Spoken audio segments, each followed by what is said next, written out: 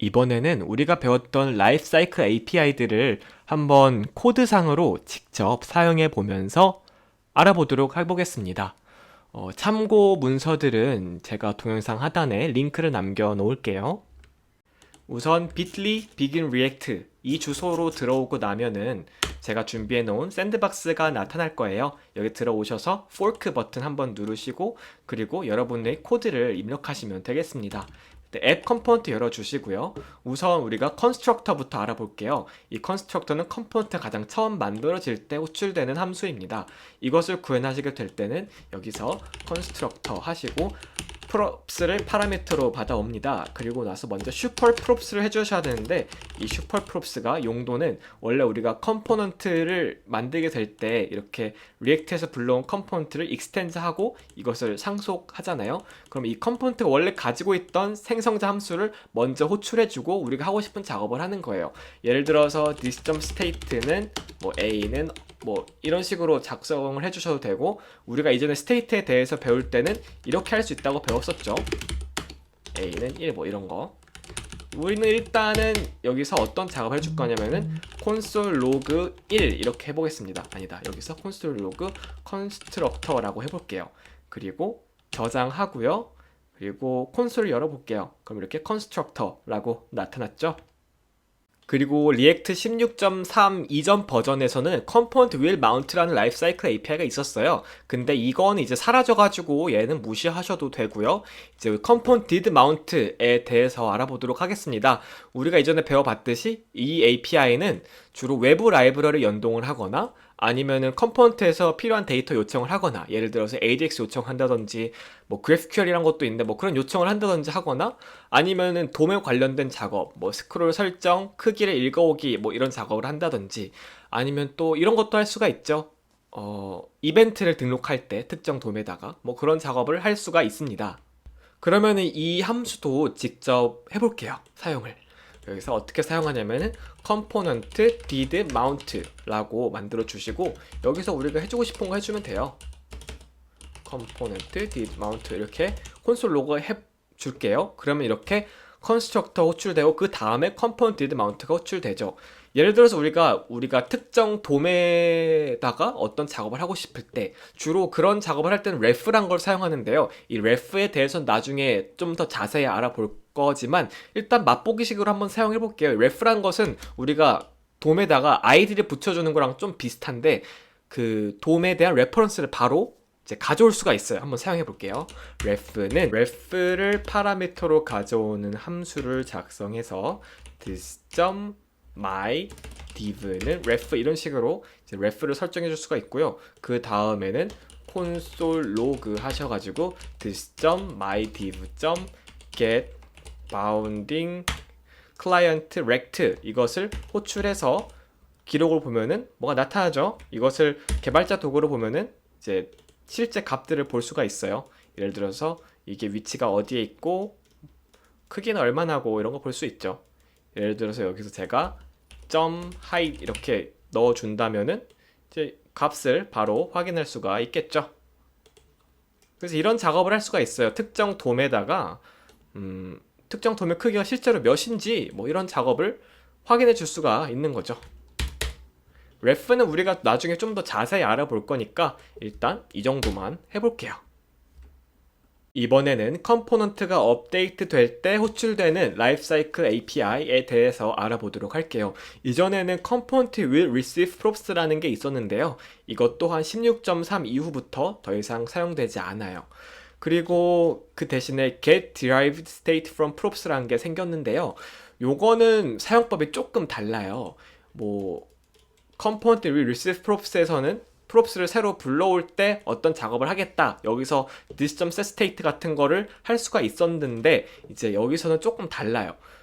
여기서는 this.setState 같은 걸 하는 게 아니라 바로 어떤 객체를 리턴해 주면 돼요. 여기서 어떤 객체를 리턴해 주면은 이 객체 값이 state로 들어가지게 되는데요. 그리고 이 라이프사이클 API는 업데이트 되는 과정에서도 사용이 되지만 컴포넌트가 만들어지는 과정에서도 사용이 돼요. 그래서 이 API를 테스트해 보기 위해서 우리가 새로운 컴포넌트를 한번 만들어 볼게요. 여기서 우리 my component라는 걸 한번 만들어 보겠습니다. my component.js 이렇게 만들고요. 여기서 컴포넌트 하나 만들어 볼게요.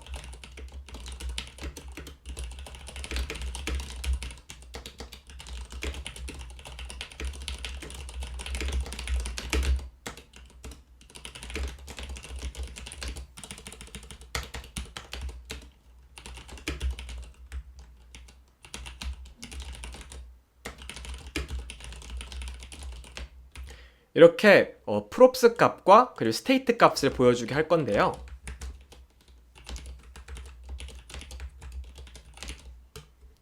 그리고 마지막으로 export default my component 해줘야겠죠.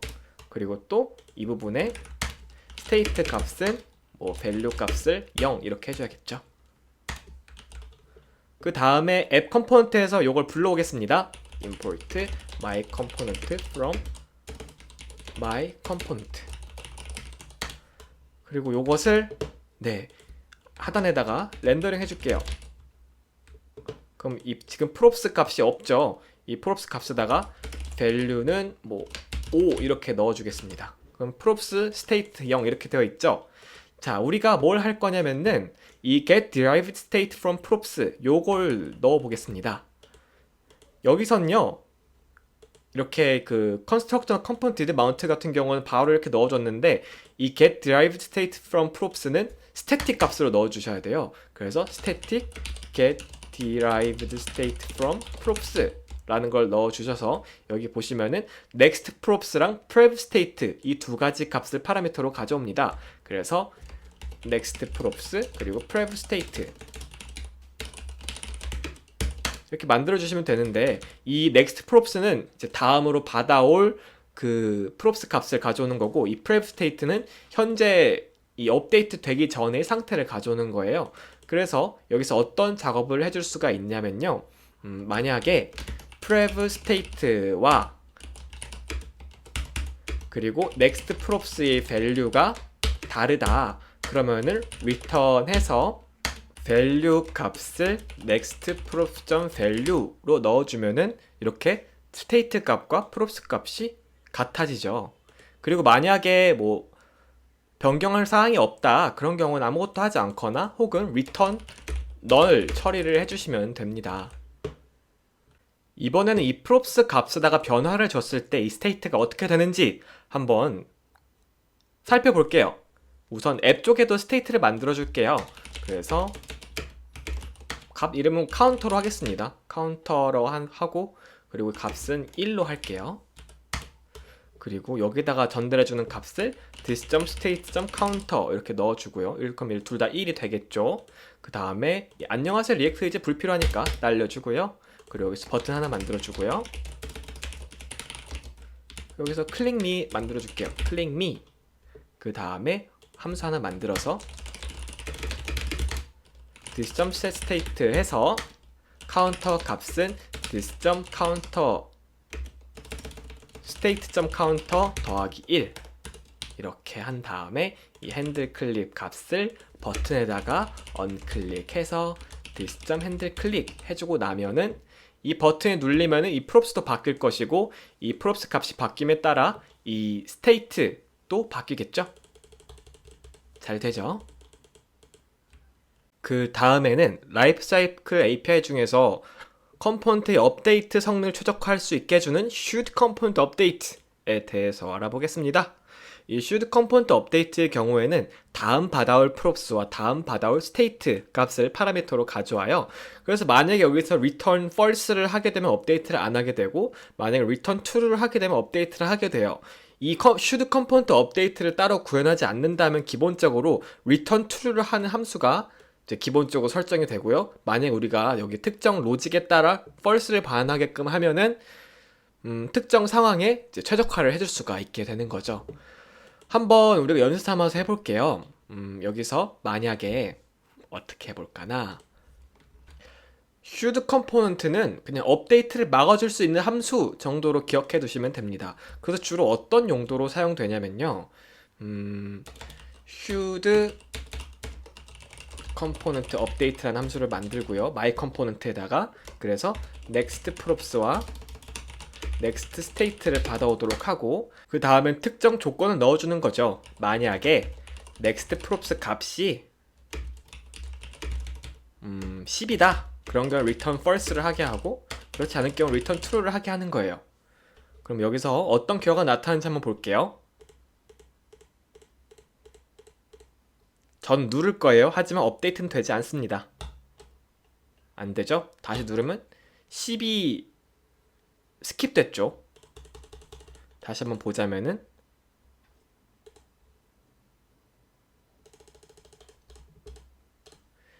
이 조건이 만족하니까 렌더링을 안 한 거예요, 아예. 그래서 return to로 해갖고 그냥 나타나지 않고 값만 바뀌고 렌더링은 안 됐던 거죠. 그리고 그 다음에 또 누르면 11이 되면서 이 조건이 false가 되니까 여기서 false를 안 하고 true를 return하게 되는 거죠. 일단은 issued component update는 그냥 특정 조건에 따라 렌더링을 막아줄 수 있는 함수 정도로만 기억하시면 되고, 실제 컴포넌트 성능 최적화를 하는 것에 대해서는 우리가 나중에 다뤄보도록 하겠습니다. 그리고 component will update라는 함수도 있는데 이건 더 이상 사용되지 않아요. 그래서 요거는 스킵하시면 되고요. 그리고 get snapshot before update란 게 있습니다. get snapshot before update는 컴포넌트가 업데이트 돼서 브라우저의 돔에 반영되기 바로 직전에 호출되는 함수인데요. 여기서 어떤 작업을 해줄 수가 있냐면은 업데이트 되기 바로 직전에 돔 상태를 리턴 시켜가지고 그 리턴된 값을 나중에 컴포넌트 업데이트에서 받아올 수가 있어요. 한번 예제 코드를 한번 보겠습니다. 여기 링크 들어가셔서 보셔도 되고, 제가 지금 이미 열어놨는데 지금 이 구조를 보시면은 뭘 클릭하면은 이제 아이템이 맨 위에 나타나고 있어요. 근데 크롬 같은 경우에는 우리가 보고 있는 곳에서 스크롤이 유지가 되는 기능이 바로 그냥 자체적으로 구현이 되어 있어가지고 사실상 우리가 뭐 따로 작업을 하지 않아도 이렇게 작동을 하는데, 예를 들어 우리가 지금 16을 보고 있는 상태에서 클릭 및 누르면은 뭐 위에 뭐가 추가되더라도 위치는 계속 똑같은 곳에 있죠. 하지만 사파리나 파이어폭스에서는 만약에 이 지금 이미 구현된 기능이 있는데 요거를 주석 처리하고 나서 눌러보면은 만약에 이 가운데에서 클릭 및을 누르면은 새로 추가됨에 따라서 우리가 보고 있는 게 예를 들어서 24인데 밀어지게 되겠죠. 밀리겠죠. 근데 만약에 이 get snapshot before update라는 걸 사용하면은 업데이트 되기 직전에 스크롤 위치와 스크롤 크기를 가져와서 이 값을 return하고 나면은 component did update에서 세 번째 파라미터로 받아와서 이 값에 따라 이 리스트의 스크롤 위치를 설정함으로써 우리가 보고 있는 것을 계속 유지할 수 있게끔 해줄 수가 있는 거예요. 파이어폭스도 마찬가지로 이런 식으로 우리가 보고 있는 게 계속 유지될 수 있게끔 해주죠. 그래서 이런 용도로 사용되는 건데, 이 함수에 대해서 자세히 보자면은 여기서 get snapshot before update에서는 이전 props와 이전 상태에 대한 그런 값을 확인할 수가 있고요. 그리고 여기서 만약에 현재의 상태와 그리고 이전의 상태가 다를 때 현재 리스트의 스크롤 탑, 스크롤 하이트 값을 읽어와서 이것을 리턴 처리를 하게 되면은 나중에 이 값을 세 번째 파라미터로 받아올 수 있다. 그리고 그 값을 가지고 뭐 필요한 작업을 해주면 됩니다. 그래서 지금 이렇게 get snapshot before update라는 걸 봤고요. 이 용도를 직접 확인해 보고 싶으면 이 링크 클릭해 보시면 됩니다. 그리고 이어지는 이 component did update의 경우에는 아까 이쪽에서도 봤지만 컴포넌트가 실제로 업데이트 되고 난 다음에 호출되는 부분이에요. 예를 들어서 여기에서는 pref props와 pref state, 즉 업데이트 되기 전의 값들을 확인해 줄 수가 있는데, 여기서 pref props 점 어쩌고와 this 점 props 점 어쩌고 이걸 비교해서 만약에 특정 props가 바뀌면 어떠한 작업을 하게끔 해줄 수가 있는 거예요. 예를 들어서 지금 우리 my component 있죠? 여기서 component did update를 구현해 볼게요. 그래서 여기서 만약에 this.props.value가 this prev props.value랑 다르다면은 value 값이 바뀌었다 라고 나타내 줄 수 있죠.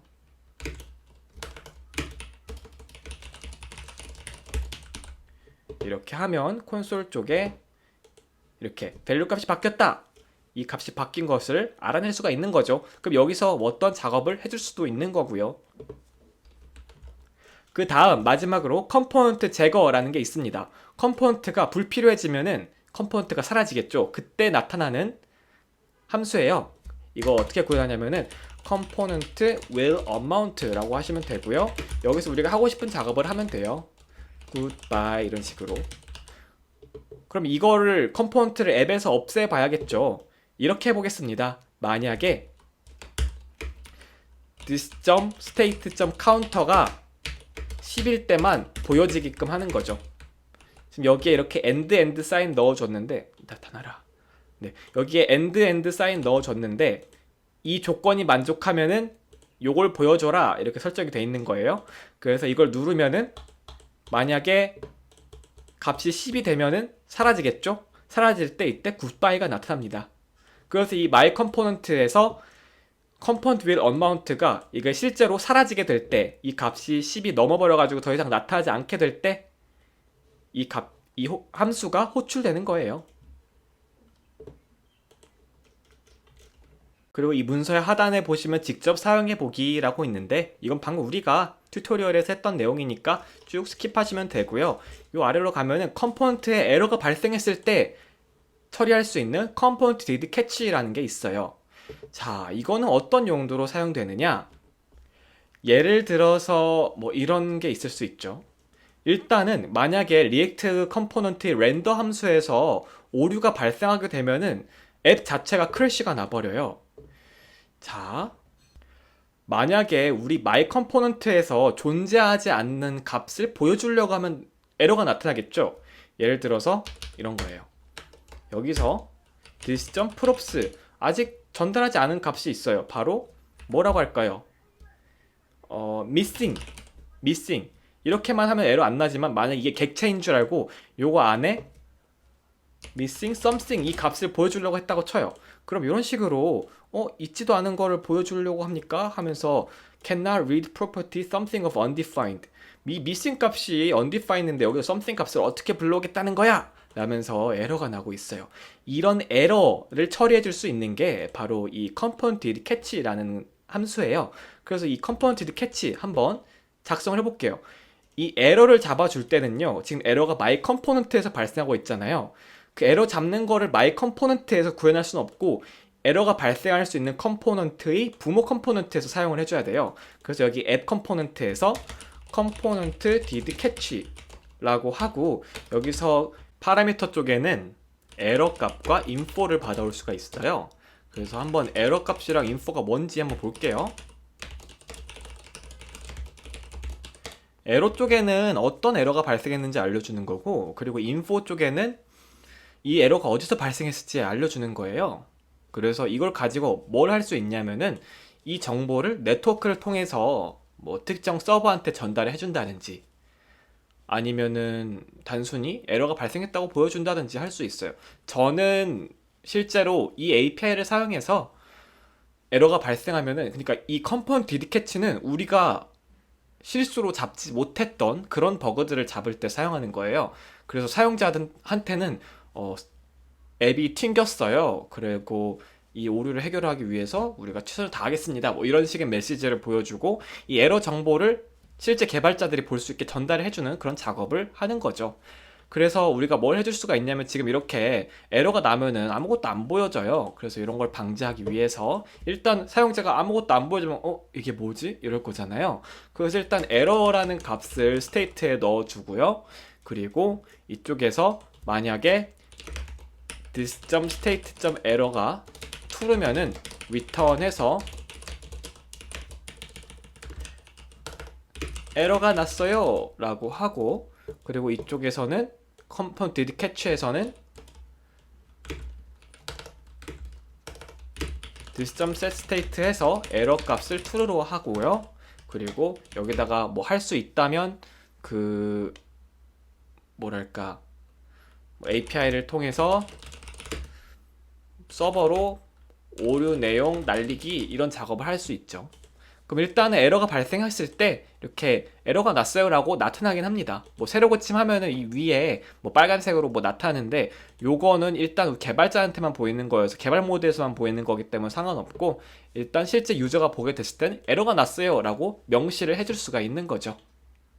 그 주의하실 점은 뭐냐면은 이 컴포넌트 did catch를 사용하시게 될 때 에러가 발생할 수 있는 컴포넌트의 부모 컴포넌트에서 구현을 해줘야 된다는 거, 그것만 잘 기억하고 계시면 되겠습니다. 그래서 이제 우리 다 배웠어요. 컴포넌트 라이프 사이클 API 굉장히 종류가 많았는데 한번 리뷰해 볼까요? 컨스트럭터, 컴포넌트가 새로 만들어질 때 호출되는 거고, get derived state from props는 props 값을 스테이트와 동기화시키고 싶을 때 사용하는 거고, should component update는 컴포넌트가 업데이트 할지 말지 정하는 거고, 만약 여기서 false가 되면 여기 아래에 있는 게 호출되지 않고 여기서 true가 되면 아래에 있는 게 쭈루룩 호출되고요. 렌더 하고 나서 get snapshot before update는 실제로 브라우저에 반영되기 바로 직전의 값을 이제 확인해 줄 수 있는 거고요.